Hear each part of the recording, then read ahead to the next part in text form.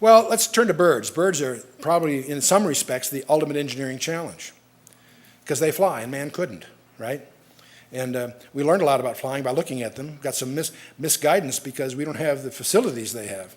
And I suppose the Wright brothers succeeded because they somewhat ignored what the birds and went at from scratch. We could spend a lot of time going through the architecture of the bird, but as we do, we would discover that every detail of the bird has been engineered for flight. Every detail. Things you never even thought of. The skeletons are lightweight. Many of them have hollow bones to save weight. Do you understand what an aeronautical engineer does to save weight? It's been done here. The fulcrum is fused, which has a couple of examples that helps absorb the shock of the wing flapping. It also helps him breathe, because he's got some breathing problems. We'll come to the breathing problems in a minute. He lays eggs because carrying the young would make him too heavy. That's the reason birds lay eggs, because it's external to their flight frame. The reproductive organs atrophy when it isn't in breeding season. They show up when they're needed, and they atrophy to minimal when they're not needed. The physiology gets even more complicated. The birds have a highly intense metabolism. They have a high body temperature, 104 to 108 degrees Fahrenheit is typical. They have lungs that open at each end. And by the way, the feathers have a lot more to do than just flying. They're designed to keep warm, to control the body heat. The lungs are open at each end to have a flow-through. We don't have that. They breathe 450 breaths per minute compared to our nominally, say, 30. They have larger hearts if they're high-altitude birds. Their hearts beat from 400 to 1,000 beats per minute compared to our 160. So-called, it's what, 20 times or more? The feathers, we could spend an evening talking about the engineering that goes on in a feather. They're there for our aerodynamics. The bird can control each one in 3 dimensions, not just like our aircraft do with flaps and stuff. They also control the body heat, which is critical. We could go through the feet, but to give you the quick summary of the feet, each bird has feet that are specifically designed for his particular lifestyle, whether it's in the water, under the water, what he's going after, whether he's got to dig, whatever, he's designed for it. And it's specifically designed for each bird. So we should take, and let's talk a little bit about the beaks. We go through all kinds of beaks. Here's the parrot beak, or actually it's a kestrel, I guess. It's designed for pulling apart the prey that's too large to swallow. And its hooked appearance is typical of all birds of prey. And the next one is the flamingo. It's got a curved beak for filtering small plants and animals from the surface water of ponds and so forth, in which the beak is submerged, and then the bird pumps the lower bill against the upper, and the food's drained out in sort of a sleeve-like structure attached to the upper wall. And then you have the curlew, which is adapted for probing the shoreline for worms and such. And then you've got the parrot, which is a whole other thing, because he's designed for cracking nuts and eating fruit and that sort of thing, and so forth.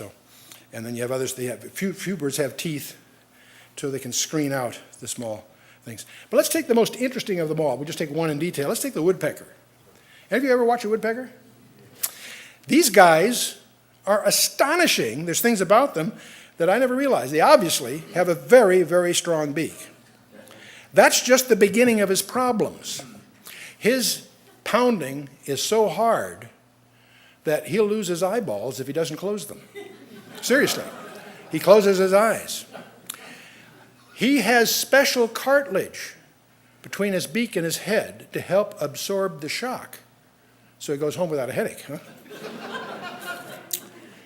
His tail feathers are designed to be a tripod with his 2 legs to help brace him for the shocks, okay? They're designed for that. Unlike most birds who have 3 in front and 1 in back in terms of his toes, his are 2 and 2 so he can grip the bark of the tree better. He's designed for what he does.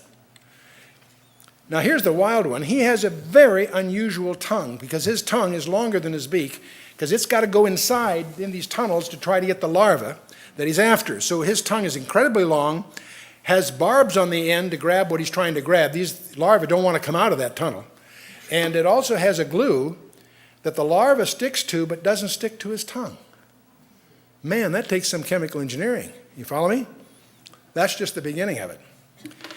The European green woodpecker has a tongue that goes down the throat, out the back of the neck, around the back of the skull, beneath the skin, and over the top between his eyes, terminating just below the eye socket. Okay? These guys are designed for what they do. Now, I had hoped to get more time to do a little more research, but the more research I've done, I gather from the reading I've done, they still have no idea how birds migrate. They have studied magnetism, they've studied pressure analysis, currents, temperature. There's all kinds of studies that have hints here and there, but to net it out for you, I personally have not encountered, I welcome any rebuttals to the contrary, but I have not found any reliable documentation that explains how birds can go 25,000 miles from birth to where they need to go, and how they do it is a mystery still to this day. I want to tell you about just one. It's my favorite for a number of reasons. That's the Siberian plover, the golden plover as he's called. Little tiny bird, little tiny guy. And he does an interesting thing. The golden plover, here's his flight plan. His flight time is along the bottom in days. The weight of the bird is on the left scale. His fuel consumption is on the right scale. And he starts in Alaska and he goes to Hawaii. Now, what makes this particular flight interesting is that there's no rest stops. There's no place to rest between Alaska and Hawaii. That's just the beginning of his problems. He weighs 130 grams, okay? He is going to need a lot of fuel to do 250,000 wing flaps to get from Alaska to Hawaii. So the way he does it, he prepares for his trip by gaining some weight. And he will put on an additional 70 grams for fuel, okay? And you can calculate his fuel expenditure, and when you do that, you discover something very, very interesting.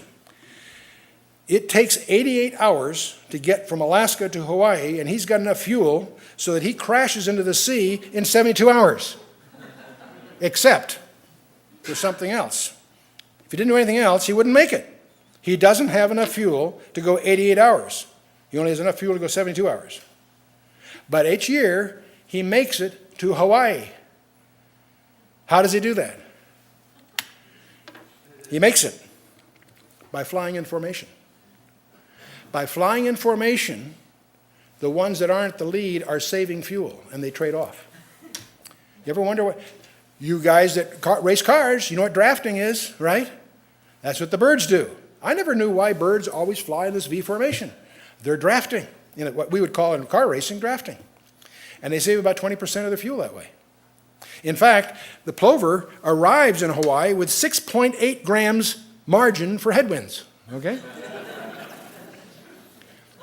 So you can tell I'm kind of a nerd. I got this stuff from Werner Gitt, and I was just fascinated. I made little charts and stuff.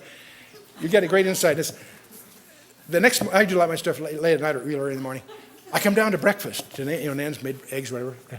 Let me show you. And I got these charts and the curves and the equations and so forth. I'm showing her. She looks at it right away and says, gee, that's interesting. That's just like us, isn't it?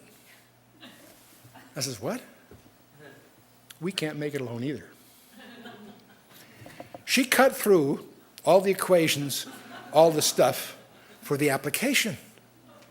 See, you and I can't make it alone either. That's why we have fellowship.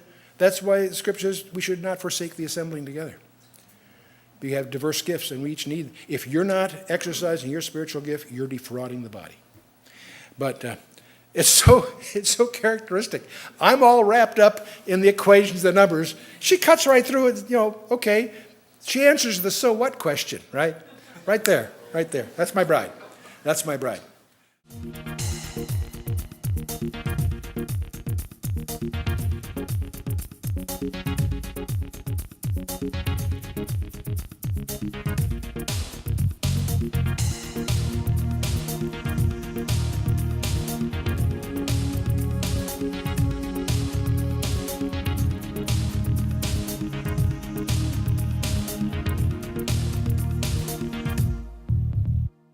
We'll come to the breathing problems in a minute. He lays eggs because carrying the young would make him too heavy. That's the reason birds lay eggs, because it's external to their flight frame. The reproductive organs atrophy when it isn't in breeding season. They show up when they're needed, and they atrophy to minimal when they're not needed. The physiology gets even more complicated. The birds have a highly intense metabolism. They have a high body temperature, 104 to 108 degrees Fahrenheit is typical. They have lungs that open at each end. And by the way, the feathers have a lot more to do than just flying. They're designed, things you never even thought of. The skeletons are lightweight. Many of them have hollow bones to save weight. Do you understand what an aeronautical engineer does to save weight? It's been done here. The fulcrum is fused, which has a couple of examples that helps absorb the shock of the wing flapping. It also helps him breathe, because he's got some breathing problems, facilities they have. And I suppose the Wright brothers succeeded because they somewhat ignored what the birds and went at from scratch. We could spend a lot of time going through the architecture of the bird, but as we do, we would discover that every detail of the bird has been engineered for flight. Every detail.